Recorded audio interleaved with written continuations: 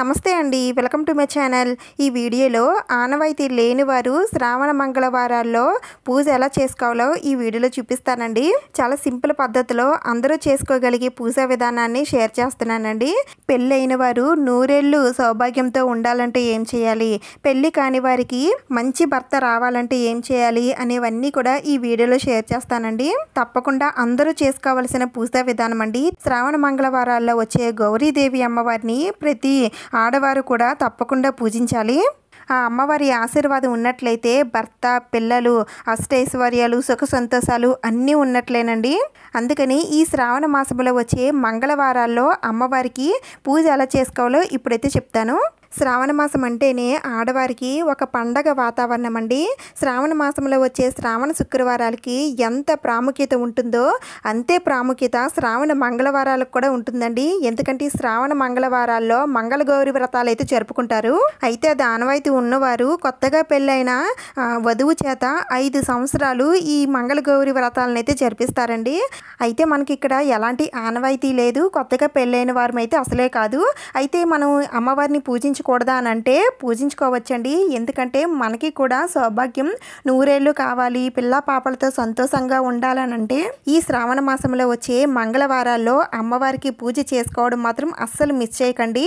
ఇంకా ఈ సంవత్సరం మనకి శ్రావణ మాసంలో వచ్చే శ్రావణ మంగళవారాలు ఏ తారీఖుల్లో వచ్చాయి, ఎన్ని వచ్చాయి అనేవన్నీ కూడా చెప్తానండి. ముందుగా అయితే అమ్మవారికి పూజ చేసుకోవడానికి ఇలా పీఠాన్ని ఏర్పాటు చేసుకోవచ్చండి, లేదంటే మీరు పూజా మందిరంలోనే చేసుకోవచ్చు. అమ్మవారిని మనం దేనికోసమైతే పూజ చేస్తున్నామో అవన్నీ కూడా ముందుగా మనం ధరించి ఉండాలండి. అంటే పంచ మాంగళ్యాలతో ఉండాలి అని అర్థం. అంటే మెడలో తాళబొట్టు ఉండాలండి, అలాగే నుదిటిన పాపిట్లో కుంకుమ అయితే ఉండాలి, తర్వాత చేతులకి నిండుగా గాజులు ధరించాలి, ఇంకా కాళ్ళకి మెట్టలు, తలలో పువ్వులు ఇవన్నీ కూడా ఖచ్చితంగా పెట్టుకొని అమ్మవారిని పూజించాలి. నిండు ముత్తైదువులాగా అమ్మవారిని ఎవరైతే పూజిస్తారో ఆ అమ్మవారి కటాక్షం కలిగి నిండు నూరేళ్ళు నిండు సౌభాగ్యంతో ఉండే అదృష్టం కలుగుతుందండి.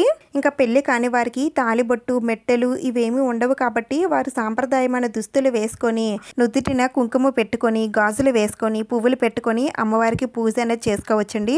గౌరీదేవి అమ్మవారు అంటే ఎవరో కాదండి, ఆ శివయ్య సతీమణి పార్వతీదేవి గౌరీదేవి రూపంలో కూడా మనకి దర్శనమిస్తారు. మనకి సౌభాగ్యాన్ని కూడా ప్రసాదించే అమ్మే గౌరీదేవి. అయితే మీ దగ్గర ఇలాంటి శివ పార్వతుల ఫోటో ఉన్నట్లయితే పూజలో పెట్టుకోండి, లేదంటే లలితాదేవి అమ్మవారి ఫోటోని కానీ లక్ష్మీదేవి అమ్మవారి ఫోటోని కానీ ఏదైనా సరే మీరు పూజలో పెట్టుకొని పూజనైతే చేసుకోవచ్చండి. ముందుగా అయితే అమ్మవారికి ఈరోజు నేను పసుపు కొమ్ముల మాలనైతే నేను సమర్పించానండి. ఇలా పసుపు కొమ్ముల మాలని అమ్మవారికి ఈ శ్రావణ మాసంలో కనుక సమర్పిస్తే చాలా చాలా మంచి ఫలితాలు అయితే కలుగుతాయండి. అయితే ఈ పసుపు కొమ్ముల మాలను మీరు గౌరీదేవి అమ్మవారికి అయినా వేయచ్చు, లక్ష్మీదేవి అమ్మవారికి అయినా సరే వేయచ్చండి. అయితే ఈ మాలను ఎలా తయారు చేసుకోవాలి, ఎన్ని పసుపు కొమ్ములు ఉండాలి అనేవన్నీ కూడా నేను ఇంతకుముందే వీడియో చేసి పెట్టానండి. ఆ వీడియో మీరు చూడాలి అనుకుంటే డిస్క్రిప్షన్లో లింక్ ఇస్తాను, తప్పకుండా వెళ్ళి చూడండి. ఇంకా ఆ అమ్మవారికి పసుపు కొమ్ముల మాలతో పాటుగా నేను గాజుల మాలను కూడా సమర్పించానండి. అయితే ఈ గాజులు మీరు చిట్టు గాజుల మాలనైనా సమర్పించవచ్చు, లేదంటే పెద్ద గాజులు ఈ విధంగా మాల కట్టి అమ్మవారికి సమర్పిస్తే చాలా చాలా మంచిదండి. అయితే ఈ పెద్ద గాజులతో మాల ఎలా కట్టాలి, చిట్టు గాజులతో మాల ఎలా కట్టాలి అనేవన్నీ కూడా మన ఛానల్లో ఉన్నాయండి. తప్పకుండా చూడండి. మన ఛానల్ని ఫాలో అయితే మీకు చాలా విషయాలు అనేవి తెలుస్తాయి, చాలా క్లియర్గా అర్థమవుతాయి. కొంతమంది ఇన్ని గాజులు కొని మాల కట్టే స్తోమత ఉండొచ్చు, ఉండకపోవచ్చు. అలాగే పసుపు కొమ్ములు కూడా ఎక్కువగానే కొని మాల కట్టాల్సి ఉంటుందండి. ఈ రెండు మేము కొనలేమండి, మరి మేము ఏం చేయాలని అంటే ఏమీ పర్వాలేదండి, అమ్మవారిని ఇలా పువ్వులతో అందంగా అలంకరించుకోండి. ఇంక తర్వాత ఇక్కడ నేను కొన్ని వస్తువులు అయితే పెట్టుకున్నానండి. అయితే ఏమీ లేదండి, కొంచెం అమ్మవారు కాస్త ఎత్తుగా కనిపిస్తారు కదా అని నేను పెట్టుకున్నాను అంతే. మీరు ఇలా పెట్టుకోవాలని అయితే ఏమీ లేదు, మీరు ఒక ప్లేట్లో పెట్టుకున్నా పర్వాలేదండి. అయితే నేను ఇక్కడ ముందుగా కొన్ని చిట్టు గాజులు అయితే తీసుకున్నానండి. ఈ చిట్టు గాజుల పైనే నేను అమ్మవారిని అయితే పెట్టుకుంటాను. ఇప్పుడు దీంట్లో ఒక చిన్న తమలపాకు పెట్టుకొని పసుపు గౌరీదేవి అమ్మవారిని అయితే పెట్టుకోవాలండి. మనం పూజలో తప్పకుండా పసుపు అమ్మవారిని అయితే పెట్టుకోవాలండి. ఎందుకంటే మనం ఇక్కడ పూజించేది గౌరీ అమ్మవారిని కాబట్టి అందుకని తప్పకుండా పసుపుతో చేసిన గౌరమ్మని పూజలో పెట్టుకోవాలి. పసుపుతో ఇలా చిన్న ముద్ద చేసుకొని ఫ్రంట్ సైడ్ బొట్టు పెడితే అది గౌరీ అమ్మవారు అవుతారండి. పైన తలపైన పెట్టినట్లయితే వినాయకుడు అవుతారు. మీరు వినాయకుడిని కూడా పసుపుతోనే పెట్టుకోవాలనుకుంటే తలపైన స్వామివారికి బొట్టు పెట్టండి. అమ్మవారికి అయితే ఫ్రంట్ సైడ్ బొట్టు పెట్టండి. ఒకవేళ మీ దగ్గర వినాయకుడు విగ్రహం ఉన్నట్లయితే విగ్రహాన్ని మీరు పూజలో పెట్టేసుకోవచ్చు. ఇలా అమ్మవారిని మీ దగ్గర ఉన్న మాలలతో పువ్వులతో అమ్మవారిని అందంగా అలంకరించేసుకోండి. ఇంక తర్వాత నా దగ్గర గౌరీదేవి అమ్మవారి విగ్రహం అయితే ఉందండి. నేను పూజలో ఈ అమ్మవారిని అయితే పెట్టుకుంటున్నాను. మీ దగ్గర ఉంటే పెట్టుకోండి, లేకపోయినా పర్వాలేదు. ఎందుకంటే పసుపు అమ్మవారిని అయితే మనం పెట్టుకున్నాం కదా, ఆ పసుపు అమ్మవారిని పెట్టుకొని మీరు పూజనైతే చేసుకోవచ్చు. నా దగ్గర ఈ విగ్రహం ఉంది కాబట్టి నేను పూజలో పెట్టుకుంటున్నాను. అలాగే మీ దగ్గర ఏనుగులు ఉంటే ఏనుగులు కూడా అమ్మవారికి చెరో వైపున పెట్టుకోండి. ఒకవేళ మీ దగ్గర ఏనుగులు లేవనుకోండి, అప్పుడు చిన్న చిన్న పసుపు ముద్దలుగా చేసుకొని అమ్మవారికి చెరో వైపున పెట్టుకోండి. మనం ఇక్కడ అమ్మవారిని అయితే మనం పూజలో పెట్టుకున్నాం కదండి, మరి ఆ అమ్మవారి గారాల తనయుడిని కూడా మనం పూజలో పెట్టుకోవాలి కదా. ఎవరో కాదండి, మనం ఆది దేవుడిగా పూజించే వినాయకుడిని కూడా మనం పూజలో పెట్టుకొని పూజిస్తేనే ఆ అమ్మవారు చాలా సంతోషిస్తారండి. ఇంక తర్వాత అమ్మవారి దగ్గర కొత్తగా తీసుకొని వచ్చిన పసుపు కుంకుమలను అయితే ఉంచండి. ఈ పసుపు కుంకుమలే మీరు నెల రోజులు కూడా పూజా మందిరంలో ఉంచుకోండి. ఇంకా ఈ 2024 సంవత్సరంలో శ్రావణ మాసం అనేది మనకి ఆగస్టు 5వ తేదీన సోమవారం నుండి స్టార్ట్ అవుతుందండి. ఇంకా నెక్స్ట్ డే మనకి మంగళవారం అనేది రాబోతుంది. అదే శ్రావణ మంగళవారం మొదటి మంగళవారం అండి. అంటే ఆగస్టు 6వ తేదీన మొదటి మంగళవారం వస్తుంది. ఇంకా రెండో మంగళవారం ఆగస్టు 13, మూడో మంగళవారం ఆగస్టు 20, ఇంకా 4వ మంగళవారం ఆగస్టు 27వ తేదీన వస్తుందండి. అయితే తర్వాత మంగళవారం మనకి సెప్టెంబర్ 3వ తేదీన వస్తుందండి. కానీ అది మనకి శ్రావణ మంగళవారం కింద లెక్క అయితే రాదు. ఎందుకంటే ఆ రోజు అమావాస్య వస్తుంది కాబట్టి ఆ రోజు మనం లెక్కలోకి తీసుకోము. అందుకని మనకి ఈ సంవత్సరం శ్రావణ మాసంలో 4 శ్రావణ మంగళవారాలు వచ్చాయి. గౌరీదేవికి చేసే ఈ పూజ మీరు ఈ 4 మంగళవారాలు చేసుకుంటే చాలా మంచిదండి. ఇన్ని మంగళవారాలు మేము చేయలేమండి అని అనుకుంటే ఒక్క మంగళవారం అయినా సరే ఈ విధంగా పూజనైతే చేసుకోండి. ఆ అమ్మవారి ఆశీర్వాదం అనేది మన పైన ఎల్లప్పుడూ ఉంటుంది. ఇంక మీ దగ్గర గౌరమ్మ సెట్ ఉన్నట్లయితే తప్పకుండా పూజలు అయితే పెట్టుకోండి. ఈరోజు అమ్మవారి దగ్గర ఇలా పిండి దీపాలలో దీపారాధన చేస్తే చాలా చాలా మంచిదండి. అయితే నేను ఇక్కడ 5 పిండి ప్రమిదలను అయితే నేను తయారు చేసుకున్నానండి. కొంచెం బియ్యం పిండిలో కొద్దిగా బెల్లం, అలాగే నెయ్యి, అలాగే నాటరటి పండు, కొద్దిగా వాటర్ ఇవన్నీ వేసేసుకొని కలిపేసుకోండి. కలిపేసుకున్న తర్వాత దీంతో మీరు ప్రమిదలు చేసుకోవచ్చు. అలాగే అమ్మవారికి నైవేద్యంగా చెలిమిడిని కూడా మీరు పెట్టచ్చండి. అయితే ఈ ప్రమిదలు ఎలా తయారు చేసుకోవాలనేది కూడా మన ఛానల్లో వీడియో ఉంది, ఒకవేళ కావాలి అనుకునేవారు చూడొచ్చు. అయితే నేను ఇక్కడ 5 పిండి ప్రమిదలను అయితే పెట్టుకుంటున్నానండి. ఇవి 5 పెట్టుకోవచ్చు, 3 పెట్టుకోవచ్చు, 2 పెట్టుకోవచ్చు, కనీసం ఒక్కటైనా సరే పెట్టుకొని దీపారాధన చేసి అమ్మవారికి పూజనైతే చేసుకోండి. అయితే ఈ పిండి ప్రమిదల్లో ఆవు నెయ్యి వడ్డిస్తే చాలా చాలా మంచిదండి. మీ దగ్గర ఆవు నెయ్యి ఉంటే ఆవు నెయ్యి వడ్డించండి. లేదు అంటే కొబ్బరి నూనె కానీ నువ్వుల నూనెతో అయినా సరే దీపారాధన చేయవచ్చు. ఈ విధంగా పూజకు కావాల్సిన సామాగ్రి అన్నీ కూడా నేను పూజలో పెట్టేసుకున్నానండి. ఇప్పుడు ఇంకా పూజనైతే ప్రారంభిద్దాం. ముందుగా అయితే ఏకహారతితో మనం పెట్టుకున్న దీపపు కుందుల్లో దీపారాధన చేసుకోవాలి.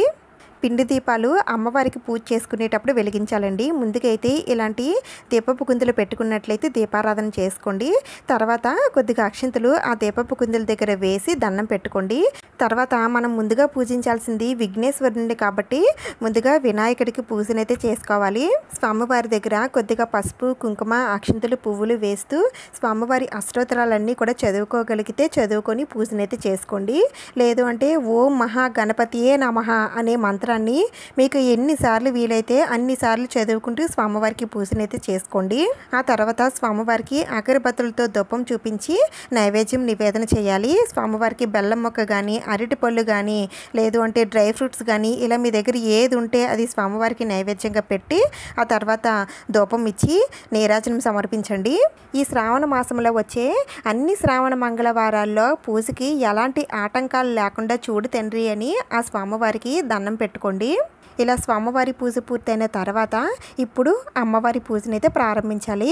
ముందుగా పిండి ప్రమిదల్లో దీపారాధన చేయాలి. ఈ దీపపు ప్రమిదల దగ్గర కూడా కొద్దిగా అక్షింతలు వేసి ముందుగా ఆ దీపలక్ష్మికి దండం పెట్టుకోండి. ఆ తర్వాత అమ్మవారి పూజనైతే ప్రారంభించాలి. ముందుగా అమ్మవారికి అగరబత్తులతో ధూపం ఇవ్వండి. ఆ తర్వాత కొద్దిగా పసుపు కుంకుమలు పసుపుతో చేసిన గౌరమ్మ దగ్గర ఉంచండి. అలాగే కొద్దిగా అక్షింతలు అమ్మవారి పాదాల దగ్గర ఉంచి ముందుగా ఆ అమ్మవారికి ఆహ్వానం పలకండి. అమ్మ, నేను ఈ పూజని నా భర్త కోసం పిల్లల కోసం చేస్తున్నాను తల్లి. వారు ఎప్పుడు కూడా ఆయురారోగ్యాలతో మేము సుఖ సంతోషాలతో ఉండేటట్టు చేయి తల్లి అని ముందుగా అమ్మవారికి సంకల్పం చేసుకోండి. అదే పెళ్లి కాని వారు ఈ పూజ చేసినట్లయితే మాకు అతి త్వరలోనే కళ్యాణ యోగం కలగాలని, ఒక మంచి భాగస్వామి నా జీవితంలోకి రావాలని, అతని రాకతో నా జీవితం ఆనందమయం అవ్వాలని ఆ అమ్మవారికి చెప్పుకొని సంకల్పం చేసుకోండి. ఇప్పుడు అమ్మవారికి ఇష్టమైన మంగళకరమైన వస్తువులన్నింటితో కూడా అమ్మవారిని పూజించాలండి. ముందుగా అయితే అమ్మవారి అష్టోత్తరాలు ఉంటాయండి. గౌరీదేవి అష్టోత్తరాలు గూగుల్ చేసినా సరే వస్తాయి. లేదంటే మీ దగ్గర మంగళ గౌరీ వ్రతం జరుపుకునే బుక్ ఉంటే ఆ బుక్లో కూడా ఉంటాయి. లేదు అంటే నేను ఇక్కడ చూపిస్తున్నాను చూడండి. మీరు ఈ విధంగా స్క్రీన్ షాట్ తీసుకొని మీరు అష్టోత్తరాలు అనేవి చదువుకోవచ్చు. అమ్మవారి ఈ శ్లోకాన్ని చదువుకునే సరే మీరు పూజనైతే చేసుకోవచ్చండి. సర్వమంగళ మాంగళ్యే శివే సర్వార్థ సాధికే శరణ్య త్రయంబకే దేవి నారాయణి నమస్తుతే. ఇది కూడా మేము చదవలేము అని అనుకుంటే ఓం గౌరీ దేవ్యై నమః అనే మంత్రాన్ని 108 సార్లు చదువుకుంటూ అమ్మవారికి పసుపుతో కుంకుమతో పూజనైతే చేసుకోండి. ఇది సౌభాగ్యం కోసం, భర్త ఆయుస్సు కోసం, సంతానం కోసం చేస్తున్న పూజ కాబట్టి తప్పకుండా అమ్మవారికి ఇలా పసుపు కుంకుమలతో పూజనైతే చేయాలండి. పసుపుని 3 సార్లు అమ్మవారికి సమర్పించాలి. అలాగే కుంకుమని 3 సార్లు అమ్మవారికి సమర్పించుకుంటూ పూజనైతే చేసుకోండి. ఇంకా పెళ్ళి కానివారైతే అమ్మవారికి ఈ ఒక్కటి సమర్పిస్తే చాలండి. ఆ అమ్మవారు ఎంతో సంతోషించి మీ మనసులోని కోరికలన్నీ కూడా నెరవేర్చుతుంది. మీ మనసుకు తగిన వరుడినే మీ జత చేస్తుంది. అదేంటంటే అమ్మవారికి గోరింటాకుతో అమ్మవారిని పూజిస్తే చాలా మంచి ఫలితాలు అయితే కలుగుతాయండి. పెళ్లి కాని వారు ఈ శ్రావణ మంగళవారాల్లో తప్పకుండా అమ్మవారికి గోరింటాకుతో పూజనైతే చేసుకోండి. పూజ అంతా అయిన తర్వాత ఈ గోరింటాకుని మీ చేతులకు పెట్టుకోండి. చేతులు ఎంత ఎర్రగా పండితే అంత మంచి మొగుడు వస్తాడని అంటూ ఉంటారు కదండి. అయితే అది ఎంతవరకు నిజమో తెలియదు కానీ ఇలా అమ్మవారికి పూజ చేసినటువంటి గోరింటాకుని కనుక చేతికి పెట్టుకున్నట్లయితే తప్పకుండా ఆ అమ్మవారి ఆశీర్వాదంతో, అమ్మవారి కటాక్షంతో మిమ్మల్ని అర్థం చేసుకునే భాగస్వామి మీ జీవితంలోకి వస్తారు. మీ పిల్లల చేత తప్పకుండా ఈ విధంగా పూజనైతే చేయించండి. అలాగే మీరు కూడా పూజ చేసుకోండి. మీ కాపురంలో ఉన్న కలతలు కూడా తొలగి, అంటే గొడవలేవి ఉన్నా సరే అన్నీ కూడా తొలగిపోతాయండి. భార్యాభర్తలు అన్యోన్యంగా ఉంటారు. ఆ అమ్మవారి దయ వల్ల కుటుంబం ఎప్పుడు కూడా సుఖ సంతోషాలతో ఉంటుంది. ఇంకా తర్వాత మీ దగ్గర గాజులు, పెద్ద గాజులు ఉన్నట్లయితే అమ్మవారి దగ్గర ఒక్కొక్కటి సమర్పిస్తూ పూజనైతే చేసుకోండి. లేదు మా దగ్గర కొన్ని గాజులే 1 డజన్ మాత్రమే ఉన్నాయండి, లేదంటే 1/2 డజనే ఉన్నాయండి అని అనుకుంటే అవి కూడా కొత్త గాజులే తీసుకుని వచ్చి అమ్మవారి పూజలో పెట్టుకోండి. చాలా చాలా మంచిదండి. నేను ఇక్కడ అమ్మవారికి తాంబూలంలో పెడతానండి. అవే నేను మళ్ళీ వేసుకుంటాను. మీ దగ్గర ఎక్స్ట్రా ఉన్నట్లయితే తప్పకుండా అమ్మవారి పూజలో పెట్టుకోండి. ఒకవేళ పెద్ద గాజులు లేవండి అని అనుకుంటే ఇలాంటి చిట్టు గాజులు ఉంటాయి కదండి, ఆ చిట్టు గాజులనైనా సరే అమ్మవారికి సమర్పిస్తూ పూజనైతే చేసుకోండి. ఇంక తర్వాత అమ్మవారికి ముఖ్యంగా సమర్పించి పూజ చేయవలసింది పసుపు కొమ్ములండి. ఈ పసుపు కొమ్ములు మీరు ఎన్నైనా సరే కొని తెచ్చుకోండి. అంటే ఒక 1/2 కేజీ కానీ 1/2 కేజీ కానీ కొని తెచ్చుకుంటాం కదా, అలా కొని తెచ్చుకొని ఒక్కొక్క పసుపు కొమ్ము లేదా 2 పసుపు కొమ్ములు అమ్మవారికి సమర్పిస్తూ పూజనైతే చేసుకోండి. చాలా చాలా మంచిది. మీరు అన్ని మంగళవారాలు పూజ చేసుకుంటామని అనుకుంటే ఈ పసుపు కొమ్ములే తీసి మళ్ళా నెక్స్ట్ పూజలో కూడా మీరు అమ్మవారికి సమర్పిస్తూ పూజనైతే చేసుకోవచ్చండి. అలాగే అమ్మవారికి వేసిన పసుపు కొమ్ముల మాలను కూడా మీరు ప్రతి మంగళవారం వేయొచ్చు. ప్రతి వారం కూడా మార్చవలసిన పనేమీ లేదండి. మీరు ఎన్ని మంగళవారాలు చేస్తారో అన్ని మంగళవారాలు ఈ పసుపు కొమ్ముల మాల, ఈ పసుపు కొమ్ములతోటే పూజనైతే చేసుకోండి. ఇక 4 మంగళవారాలు పూర్తయిన తర్వాత పసుపు కొమ్ముల మాలని, అలాగే మనం పూజ చేసినటువంటి పసుపు కొమ్ముల్ని కొట్టి పౌడర్ పట్టించి దాన్ని మనం తలస్నానం చేస్తాం కదండి, ఆయా రోజుల్లో నుదుటికి రాసుకోవడం, అలాగే మంగళసూత్రాలకు రాసుకోవడం, చేతులకు రాసుకోవడం, ముఖానికి రాసుకోవడం లాంటివి చేయాలి. అంతే తప్ప కాళ్ళకి మాత్రం ఎట్టి పరిస్థితుల్లో రాసుకోవడం మాత్రం చేయకండి. ఇంకా పసుపు ఏమైనా మిగిలినట్లయితే గడపకి రాయొచ్చు, అలాగే తులసి కోటకి అది రాయొచ్చండి. అయితే అమ్మవారికి ఇన్నే సమర్పించాలని అయితే ఏమీ లేదండి. మీ శక్తి కొలది అమ్మవారికి ఎన్నైతే సమర్పించగలరో అన్నిటితో అమ్మవారికి పూజనైతే చేసుకోండి. మిగతా వాటితో పసుపుతో కానీ కుంకుమతో కానీ అమ్మవారికి పూజ చేసుకోవచ్చు. అలాగే అక్షింతలతో పువ్వులతో కూడా అమ్మవారిని పూజించవచ్చు. ఇలా అన్ని వస్తువులతో అమ్మవారిని పూజించిన తర్వాత అగరబత్తులతో ధూపం చూపించి అమ్మవారికి నైవేద్యం నివేదన చేయాలి. ముందుగా అమ్మవారికి చెలిముణ్ణి నివేదన చేయండి. అమ్మవారికి చెలిముణ్ణి నివేదించడం వలన కడుపు చలవ అని అంటారండి. కడుపు చలవ అంటే మన కడుపు చల్లబడడం కాదండి. చెలిముని పెట్టడం వలన లేదంటే మన పుట్టింటి వాళ్ళు చెలిముడి పెట్టడం వలన మన ఇంట్లో ఎలాంటి గొడవలవి లేకుండా ప్రశాంతంగా సుఖ సంతోషాలతో ఉంటామని దానికి అర్థం. అందుకనే ఆ అమ్మవారికి చెలిముని నివేదన చేయడం వలన మన కుటుంబం ఎప్పుడు చల్లగా ఉండేటట్టు ఆ అమ్మ చేస్తుంది. దీంతో పాటుగా పరమాన్నం కానీ పాయసాన్నం కానీ పులిహోర కానీ ఇలా ఏవైనా సరే నైవేద్యాలు చేసి అమ్మవారికి నివేదన చేయండి. ఆ తర్వాత అమ్మవారికి తాంబూలాన్ని సమర్పించండి. మీ దగ్గర చీర అది ఉంటే అమ్మవారికి చీర పెట్టండి. లేదు అంటే జాకెట్ ముక్క అయినా సరే పెట్టి అమ్మవారికి తాంబూలం అయితే ఇవ్వండి. తాంబూలంలో తప్పకుండా పసుపు కుంకుమ పువ్వులు గాజులు పళ్ళు వక్కలు కాయిను ఇవన్నీ కూడా ఉండేటట్టు చూసుకోండి. ఇస్తేనమ్మ వాయనం పుచ్చుకుంటేనమ్మ వాయనం అని మీరే రెండు చెప్పుకొని అమ్మవారికి తాంబూలం అయితే ఇవ్వండి. ఆ తర్వాత అమ్మవారికి ధూపం ఇవ్వండి. ఆ తర్వాత కొబ్బరికాయను కూడా అమ్మవారికి నివేదన చేసి కర్పూర నీరాజనం సమర్పించండి. అమ్మవారి పాటలు ఏమైనా వస్తే పాడుతూ అమ్మవారికి నీరాజనం సమర్పించండి. అయితే ఈ పూజని మీరు శ్రావణ మంగళవారాల్లో ఉదయం పూట చేసుకుంటే చాలా మంచిదండి. ఉదయం పూట కుదరని వాళ్ళు సాయంత్రం అయినా సరే చేసుకోవచ్చు.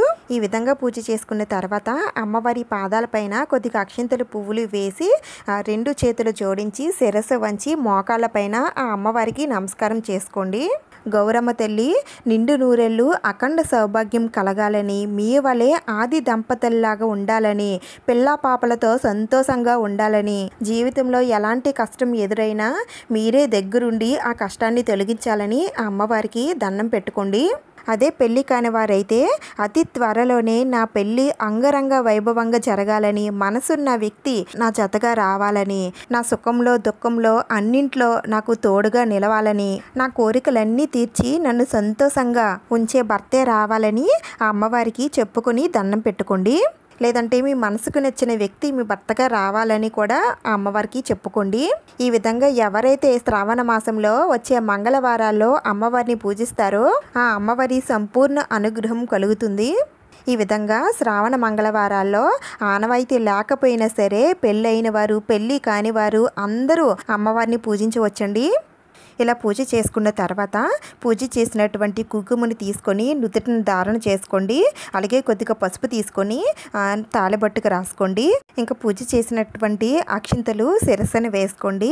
అలాగే పూజ చేసినటువంటి పువ్వులు ఉంటాయి కదండి, ఒక పువ్వు తీసుకొని జడలో పెట్టుకోండి. అలాగే పూసలో గాజులు అవి పెట్టుకున్నట్లయితే ఆ గాజులు తీసుకొని వెంటనే మీ చేతులకు వేసేసుకోండి.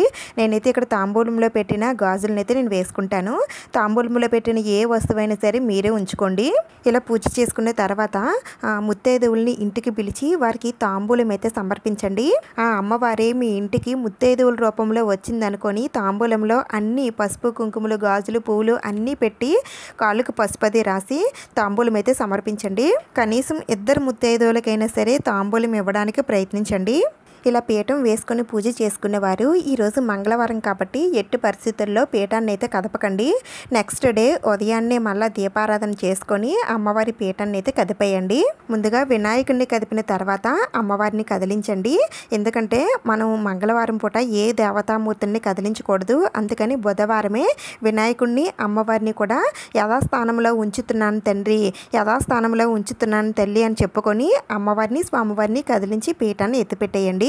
ఇంకా పూజలో పెట్టిన వస్తువులు ఏం చేయాలంటే అమ్మవారికి వేసిన మాలల్లో పసుపు కొమ్మల మాల ఏం చేయాలో చెప్పాను కదండి. ఇంకా గాజుల మాల అయితే ఇదైతే అమ్మవారి ఫోటోకి అలానే ఉంచేయండి. ప్రతి వారం కూడా ఆ గాజుల మాలనే ఉంచుకొని అమ్మవారికి పూజనైతే చేసుకోండి. 4 వారాలు చేయలేని వారు మీరు ఎన్ని వారాలు చేస్తే అన్ని రోజులు ఉంచుకొని తర్వాత ఆ గాజులు తీసి మీరు వేసుకోండి. అలాగే ముత్తైదువులకి కూడా పంచిపెట్టండి. ఇంకా పసుపు గౌరమ్మనైతే కొద్దిగా పసుపు ముద్ద తీసుకొని మొఖానికి రాసుకోండి, తాళిబొట్టుకు రాసుకోండి. పెళ్లి కాని వారు మొహానికి రాసుకోండి. కాళ్ళకు మాత్రం రాసుకోకూడదు. ఇంకా అమ్మవారికి పూజ చేసినటువంటి పసుపుని మీరు పూజా మందిరంలో వాడుకోండి, లేదంటే ఇంట్లో కిచెన్లో ఏదైనా వంటల్లో కూడా వాడుకోవచ్చండి. అయితే నాన్ వెజ్ వంటల్లో వాడుకోకూడదు. ఇంకో కుంకుమనైతే రోజు నుదుటిన ధారణ చేసుకోండి. ఇంకా అమ్మవారికి పెద్ద గాజులతో పూజ చేసినట్లయితే ఆ గాజులను కూడా మీరే వేసుకోండి, వచ్చిన ముత్తైదువులకి కూడా ఇవ్వండి. అదే చిట్టు గాజులతో పూజ చేసినట్లయితే ఆ గాజుల్ని ఒకసారి వాష్ చేసేసి మళ్ళీ పూజలో వాడుకోండి. ఇంకా గోరింటాకు పసుపు కొమ్ములు ఏం చేయాలో చెప్పాను కదా. ఇంకా పిండి ప్రమిదలు అయితే ఒక ప్రమిదైనా సరే మీరు ప్రసాదంగా తీసుకోండి. మిగిలిన ప్రమిదలు ఏదైనా ఆవుకి కానీ చీమలకి కానీ పక్షులకి కానీ పెట్టేయండి. ఇంకా ప్రసాదాలు అవి మీరు తీసుకోవచ్చు. ఇంకా మిగిలిన వస్తువులు మీ పూజా మందిరంలో పెట్టేసుకోండి. ఈ విధంగా ఆనవాయితీ లేని వారు శ్రావణ మంగళవారాల్లో పెళ్ళైన వారు పెళ్ళి కాని వారు అందరూ చేసుకోగలిగే పూజా విధానాన్ని షేర్ చేశానండి.